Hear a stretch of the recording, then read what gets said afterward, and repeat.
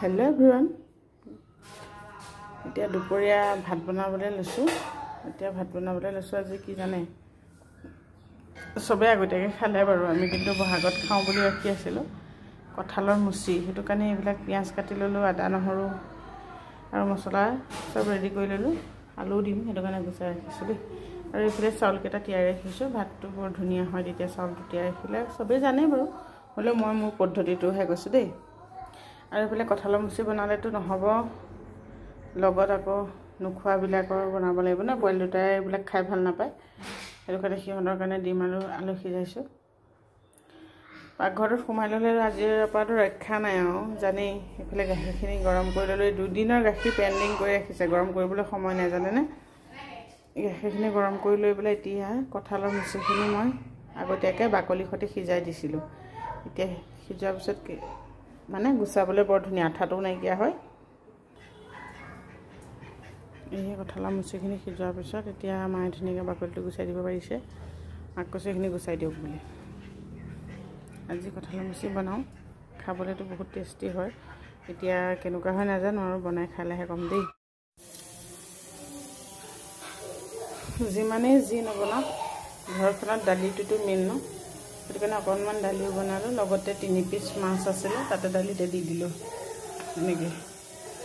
কাৰণ আমি মানুহ তিনটাহে খাম ইহঁতেতো দিন খাবই হেতু কাৰণে এতিয়া মই অকণমান দালিও বনাই দিলো আৰু এই দেখিছেনে কঁঠালৰ মুচিখিনি ধুনীয়াকৈ আপোনালোকে এনেকৈ সিজাই লৈ পেলাই বাকলি গুচাব ধুনীয়াকৈ সিজি যাব আৰু হাতত আঠাও নালাগিব আহকচোন আজি মইনো কঁঠালৰ মুচি কেনেকৈ বনাওঁ আপোনালোককো দেখাওঁ এয়া প্ৰথমতে তেল গৰম হৈ আছে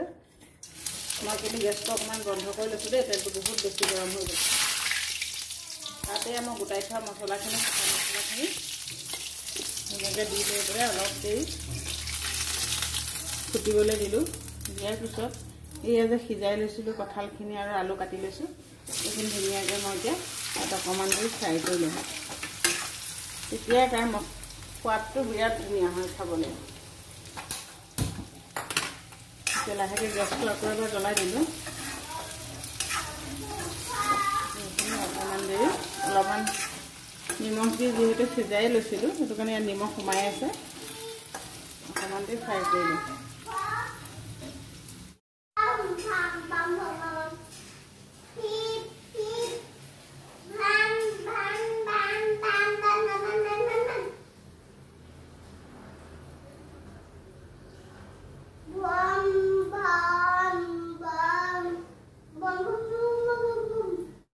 হালধি আৰু নিমখ দি লৈ পেলাই এতিয়া মোৰ ফ্ৰাই কৰা হৈয়ে গ'ল ধুনীয়াকৈ যিহেতু কঁঠালখিনি সিজিয়ে আছিলে এতিয়া মই ইয়াত দিম এয়া কাটি লোৱা পিঁয়াজখিনি পিঁয়াজটো সৰহকৈ দিব লাগে কাৰণ মাংসৰ নিচিনাটো টেষ্টটো আহিব লাগিব ন সেইটো কাৰণে পিঁয়াজটো অলপ সৰহকৈ দিওঁ দি পেলাই এতিয়া পিঁয়াজৰ তেলখিনি ওলোৱালৈকে মই এইখিনি ধুনীয়াকৈ ভাজি থাকিম আদা নহৰু পিচি থোৱা মছলাখিনি মই দি দিলোঁ পিঁয়াজটো যিহেতু অলপ অলপ ব্ৰাউন কালাৰ হৈছিলে মানে ৰঙচুৱা সেইটো কাৰণে এইখিনি দি দিলোঁ দি এতিয়া অলপ কৰি ভজাৰ পিছত আৰু কিবা মছলা দিবলগীয়া থাকিলে কোনোবাই দিব পাৰে নিদিলেও নাই ইয়াত বহুতখিনি মছলা মিক্স হৈ আছে তেল ছাগলী মাংস পুৰা ৰেডি হৈ গৈছে গোন্ধটো ইমান ধুনীয়া হৈছে নহয় খাবলৈও চাগে টেষ্টিয়ে হ'ব এতিয়া ইয়াত অকণমান পানী দি পেলাই অকণমান দেৰি সিজাই দিলে মই কঁঠালৰ মুচি অৰ্থাৎ আমাৰ লোকেল ছাগলী মাংস ৰেডি চাওক ফাইনেলি মোৰ কঁঠালৰ মুচি একদম বনাই ৰেডি হৈ গ'ল এতিয়া টেষ্ট কৰিলেহে গম পাব দেই মই কিন্তু টেষ্ট কৰা নাই কেনেকুৱা হৈছে মই ল'ৰাটোক টেষ্ট কৰিব দিওঁ আপোনালোকে তেতিয়া গম পাই যাব এই আমাৰ টেষ্ট কৰিবলৈ দিছোঁ দেই টেষ্ট মাষ্টৰক এতিয়া ক'ব কেনেকুৱা হৈছে আপোনালোকক শুনাওঁ কেনেকুৱা হৈছে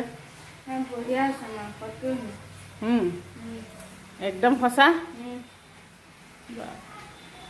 আৰু খাওঁ খাওঁ লাগিছে নাই